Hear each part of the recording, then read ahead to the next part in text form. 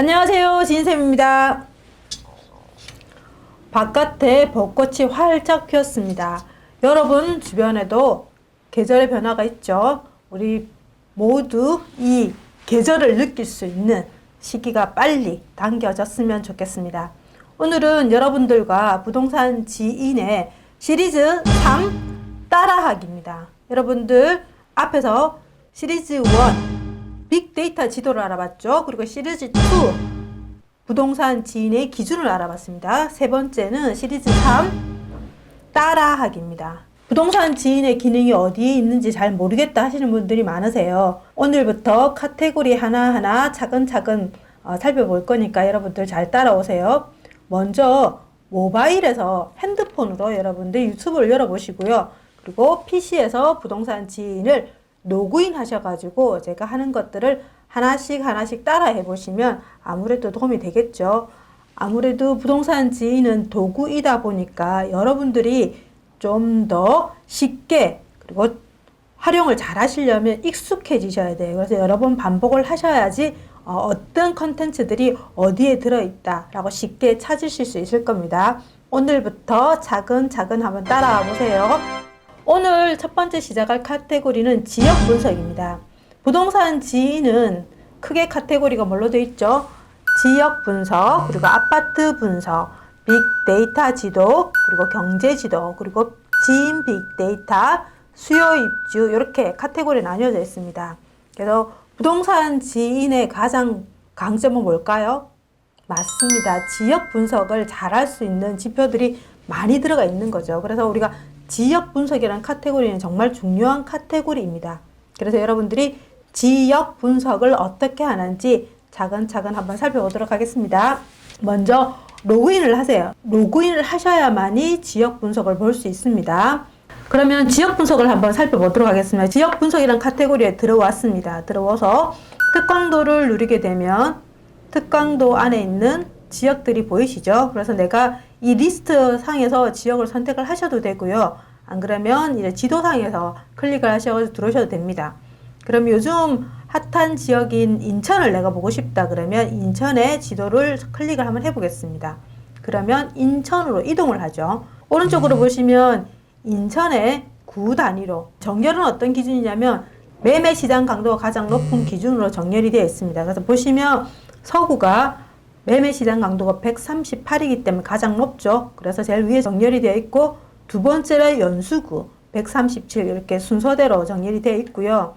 그리고 서구 옆에 갈로 되어 있는 310은 뭐냐면 서구에 아파트 단지 숫자가 310개가 있다. 그리고 연수구에는 195개의 단지가 있다라는 것을 알려드리고자 구 옆에 갈로로 표기를 했습니다. 그리고 옆에 보면 전세 시장 강도도 있죠. 그러면 보시는 것처럼 지금 인천은 상위권에 있는 지역들은 매매 시장 강도도 좋고 전세 시장 강도도 다 화살표가 빨갛게 위를 향하고 있죠.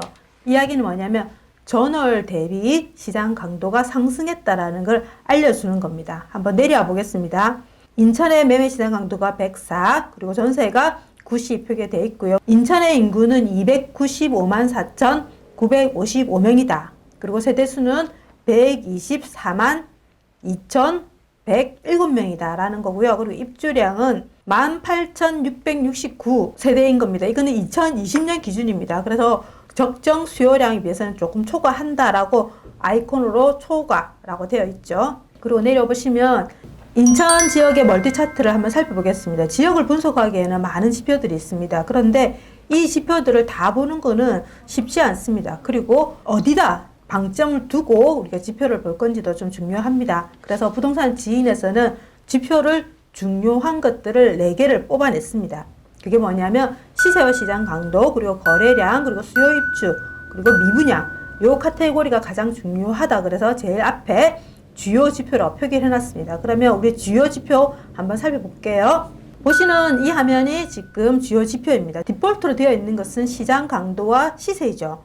그럼 보시는 것처럼 제가 한번 밑에 범례를 꺼보겠습니다. 꺼보게 되면 지금 보시는 것은 매매 가격과 전세 가격의 평당 가격 추이입니다. 한번 보시면 2009년 1월부터 시작을 하죠. 평당 가격이 766만 원이었습니다. 그런데 쭉쭉 가격이 떨어졌다가 2019년 1월부터 조금 반등을 하면서 지금은 평당 가격이 얼마냐? 2020년 3월 기준으로 매매 가격이 963만 원이고요. 전세 가격이 710만 원입니다. 그래서 지금은 최근에 보시면 작년 8월, 19년 8월부터 지금 가격이 우상향하고 있다는 걸 알 수가 있겠죠. 그런데 이 가격만 보면 우리가 오르고 나서 올랐구나, 그리고 가격이 떨어지면 떨어졌구나라는 걸 알 수 있기 때문에 시장을 정확하게 판단하기 힘들죠. 그래서 저희가 시장 강도라는 지표를 넣었습니다. 시장 강도 같은 경우는 매매 시장 강도 먼저 살펴볼게요. 면허되어 있는 부분은 앞에서 본 것처럼 매매 평당 가격이죠. 그리고 선호되어 있는 이 부분은 뭘까요? 매매 시장 강도입니다. 시장 강도로 보시는 거는 앞에 편에서 우리가 시장 강도에 관련돼서 좀 참조를 하시고요. 기준선 0 기준으로 한번 볼까요? 최근에 보시면 0이 언제였냐면 2019년 9월에 인천의 매매 시장 강도가 마이너스 8이었습니다. 마이너스 8을 뚫고 플러스로 돌아섰죠. 음수에서 양수로 돌아섰는데 그게 언제냐? 19년 10월이었습니다. 19년 10월로 그 기점으로 계속 우상향을 하고 있고요. 지금은 얼마냐? 매매 시장 강도가 104입니다. 굉장히 많이 상승을 한 거죠. 매매 시장 강도가 0 기준으로 0을 돌파하면 가격이 상승한다는 말씀을 드렸죠. 그리고 100에서 돌파를 한다면 그 시장은 대세 상승장이라고 말씀을 드렸죠. 그러면 인천 같은 경우는 인천 전체 평균이 100이 넘었다 이야기는 지금 인천 전체적으로 가격이 많이 상승을 했고 대세 상승장에 진입했다라고 볼 수 있는 시장인 거죠. 그러면 우리가 전세 시장 강도도 한번 살펴볼까요? 전세 시장 강도도 같이 켜보면 여러분들 처음에 보실 때는 다 켜놓고 보시면 어려워요. 그래서 제가 아까 한 것처럼 하나하나 켜보시면 이제 하나하나 눈에 들어오는 거죠. 그러면 좀 더 해석이 좀 편해집니다. 전세랑 전세 시장 강도를 한번 켜볼게요. 보시면 제가 클릭한 이 시점이 15년 9월이었습니다.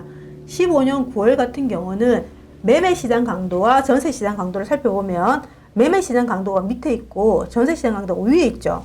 그러면 이 시장에서는 2019년 9월로 우리가 타임머신을 타고 돌아간다 하면 매매 시장 강도보다 전세 시장 강도가 훨씬 강한 시기였죠. 그래서 전세 가격이 훨씬 더 많이 상승하는 그런 시기라고 보시면 됩니다. 지금 작년 9월 기준에도 매매보다는 전세가 좀 더 상승을 하고 있었죠. 근데 지금은 어떻나요? 보시면 매매가 104, 전세가 90이죠. 그래서 지금은 거의 비슷한데 매매가 조금 더 앞서다라는 걸 알 수 있을 것 같고요. 그래서 인천 같은 경우는 매매 시장 강도도 상승을 하고 전세 시장 강도도 상승을 하고 지금 작년 가을 기준으로 다 우상향을 하면서 쭉쭉쭉 올라가고 있더라라는 걸 우리가 알 수 있을 것 같고요. 그 다음에 주요 지표 중에 두 번째 거래량 한번 살펴보겠습니다. 거래량을 선택을 하시면 보시는 것처럼 거래량이 보입니다. 근데 거래량도 지금 파란 색깔 선이 있고 그리고 연두 색깔 선이 있습니다. 이거는 뭐냐면 파란색은 매매 거래량이고요. 그리고 연두색은 전월세 거래량입니다. 그래서 일단 꺼보고 하나씩만 볼게요. 그러면 파란색으로 면으로 되어 있는 거는 10년치 월 평균 거래량이라고 말씀을 드렸죠. 그리고 선으로 되어 있는 부분 그 달에 이루어진 거래량입니다.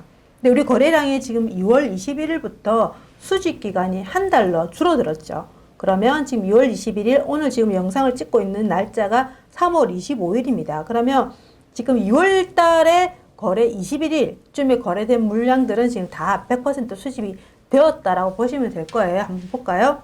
전체적으로 구간을 봤을 때는 이 구간에는 거래량이 지금 많이 이루어졌습니다. 그런데 지금 작년에는 거래량이 거의 월 평균 미만으로 거래가 됐었는데 요 시점이죠. 19년 10월 부터 월평균 거래량이 2,991건이었는데 10월달 거래량이 3,868건으로 거래가 많이 됐죠. 그래서 쭉쭉쭉 거래량이 늘면서 지금 2월달 거래량이 8,311건입니다. 무려 한 4배에 가까운 거래가 이루어진 거죠. 예를 들면 2월 말에 거래하신 분들 같은 경우는 아직 집계가 100% 완료가 안 된 시점인데도 지금 거의 4배에 가까운 거래가 트고 있다는 이야기는 굉장히 거래가 많이 되고 있다는 걸 이 거래량으로도 우리가 알 수가 있습니다. 제가 거래량이 선행해줘야만이 그 지역의 가격이 상승한다라고 말씀을 드렸죠. 그러면 인천 같은 경우는 10월부터 11월, 12월, 1월, 2월 지금 계속 3월까지도 3월이 지금 오늘이 3월 25일이면 아직 4월까지 가야 되죠. 그런데도 월평균 거래량에 준하는 월평균 거래량이 3,213건인데 지금 2,500건이 신고를 한 거죠. 실거래가 신고를 한 겁니다. 그러다 보니까 지금 거래가 많이 이루어진다는 걸 우리가 알 수가 있을 것 같고요. 그 다음에 매매 거래량을 봤으니까 임대 거래량도 한번 보면 임대 거래량도 비슷합니다.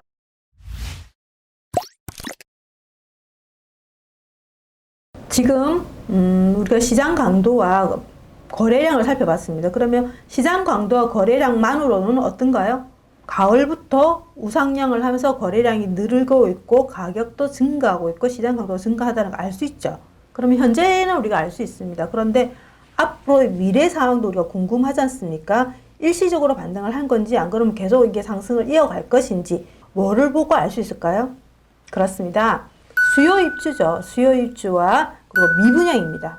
그 지역에 입주 물량이 부족하다 하더라도 미분양이 많이 쌓여 있으면 그 지역의 가격 상승하기는 쉽지 않습니다. 그래서 앞으로의 물량도 작고 그리고 미분양도 없어야 되겠죠. 그러면 인천의 앞으로의 수요 입주 물량과 그리고 미분양 한번 살펴보도록 할게요.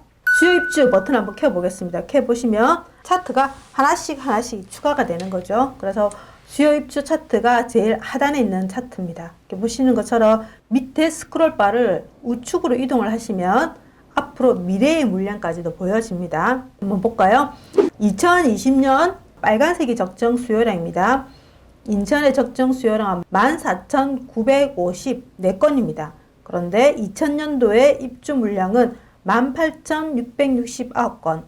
적정 수요량보다 크게 많이 초과하지는 않죠. 이 정도는 소화할 수 있겠다라는 생각이 들고요.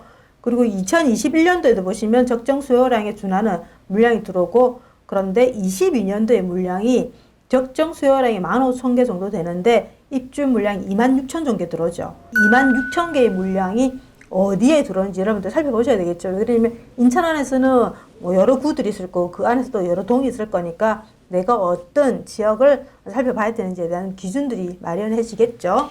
다음으로는 미분양을 한번 살펴보겠습니다.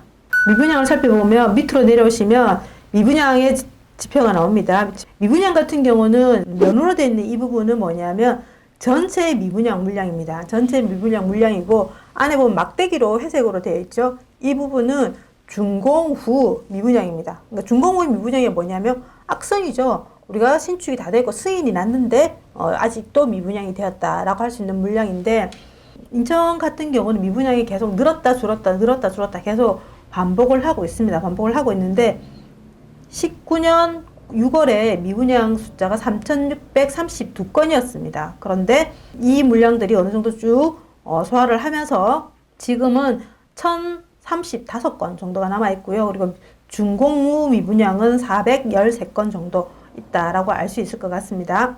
시장 강도도 작년 기준 우상향을 하고 있고 거래량도 지금 계속 월 평균보다 많이 증가를 하고 있습니다. 그리고 물량 같은 경우도 2022년도에 물량이 좀 있습니다.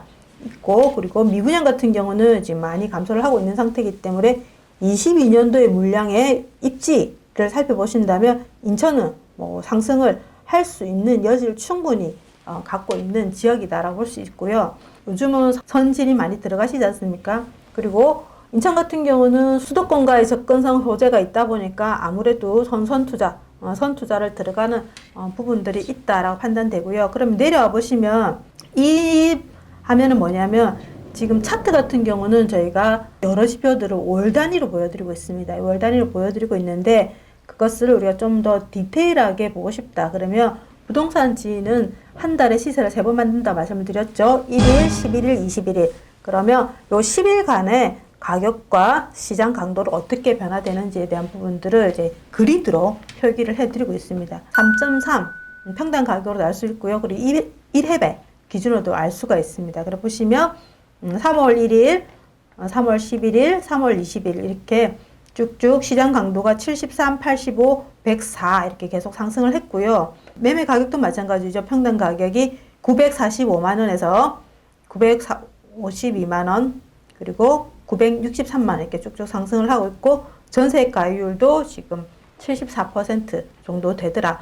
평균이 74% 정도 된다는 것은 굉장히 많이 높은 거죠. 밑으로 내려와 보겠습니다. 밑으로 내려와 보면 인천구의 4분면 세로는 매매 시장 강도 기준 그리고 가로는 전세 시장 강도 기준으로 말씀을 드렸죠. 한번 보겠습니다. 그러면 이 기준으로 매매 시장 강도 기준이죠. 그러면 요 지역들은 매매 시장 강도 기준 이상 지역이고, 그리고 밑에 지역들은 매매 시장 강도 이하 지역이라 보시면 되겠죠. 그리고 위에 지역에 있다라는 것은 전세 시장 강도 기준 이상이다. 그러면 이쪽 포지션은 인기 지역들이죠. 그래서 전세도 시장 강도가 높고 매매도 시장 강도가 높다라는 지역이 이 지역입니다. 이 지역인데 그 지역이 어딘지 볼까요? 서구, 그리고 연수구, 중구 이런 지역이 인기 지역이고요. 부평구 같은 경우는 전세 시장 강도보다는 떨어져 있죠. 그 이야기는 뭐냐면 그 지역의 전세가율이 낮다라고 여러분들이 해석을 하셔도 돼요. 그러면 전세가율이 낮다 이야기는 약간 고평가되어 있다라고 판단할 수도 있겠죠. 그리고 여기 와보면 이 지역이 좀 저평가 지역이라고 우리가 판단을 하는데 지금 인천 같은 경우는 이 구간에는 없습니다. 없고, 그리고 요 밑에 구간들이 있죠. 이 밑에 구간들은 이제 약간 선호도가 낮은 지역들이죠. 그 지역들이 어디냐? 남동구, 미추홀구, 계양구, 동구입니다.